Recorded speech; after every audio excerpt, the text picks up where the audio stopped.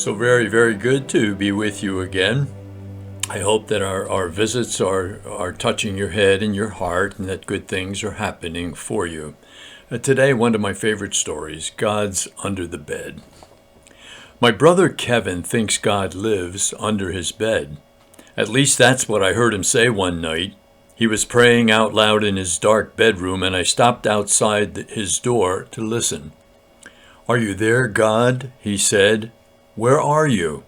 "Oh, I see, under the bed." I giggled softly and tiptoed off to my own room. Kevin's unique perspectives are often a source of amusement, but that night something else lingered long after the humor. I realized for the first time the very different world Kevin lives in. He was born 30 years ago, mentally disabled as a result of difficulties during labor. Apart from his size, he's 6'2", there are few ways in which he is an adult.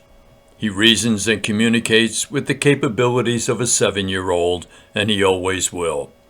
He will probably always believe that God lives under his bed, that Santa Claus is the one who fills the space under our tree every Christmas, and that airplanes stay up in the sky because angels carry them. I remember wondering if Kevin realizes he is different. Is he ever dissatisfied with his monotonous life? Up before dawn each day, off to work at a workshop for the disabled, home to walk our Cocker Spaniel, return to eat his favorite macaroni and cheese for dinner, and later to bed. The only variation in the entire scheme is laundry, when he hovers excitedly over the washing machine like a mother with her newborn babe. He does not seem dissatisfied. He lopes out to the bus every morning at 7:05, eager for a day of simple work. He wrings his hands excitedly when the water boils on the stove before dinner. He stays up late twice a week to gather our dirty laundry for his next day's laundry chores.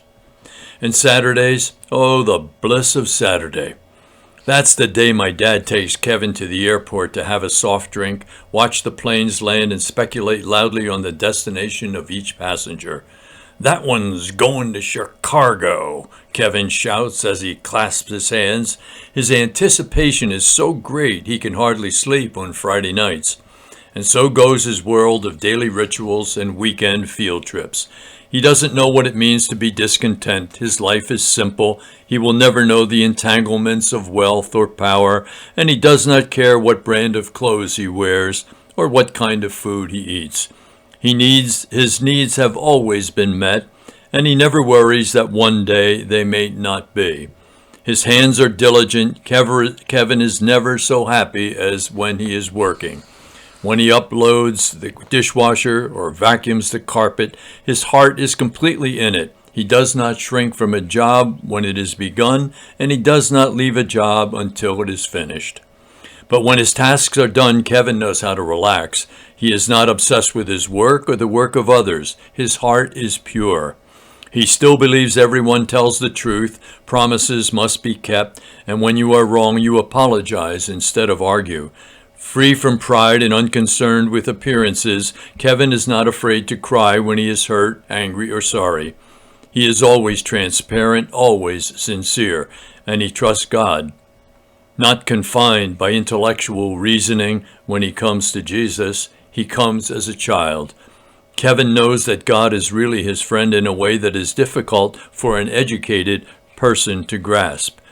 PhDs just don't get it. God seems like his closest companion. In my moments of doubt and frustration with my own Christianity, I envy the security Kevin has in his simple faith. It is then that I am most willing to admit that he has some divine knowledge that rises above my mortal questions.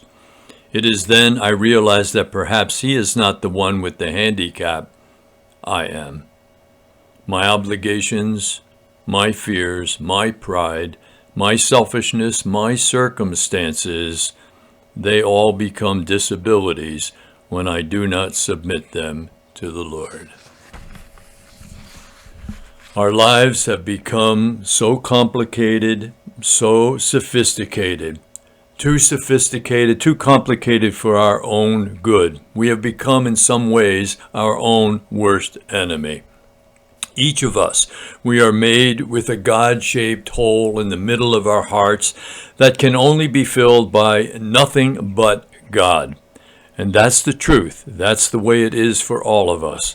So take a look. See if God is hiding under your bed. Unless we change and become like little children, we cannot enter the kingdom of God. Happiness will be yours depending on how you do the truth today. God bless. Good to be with you. See you again tomorrow. Bye-bye.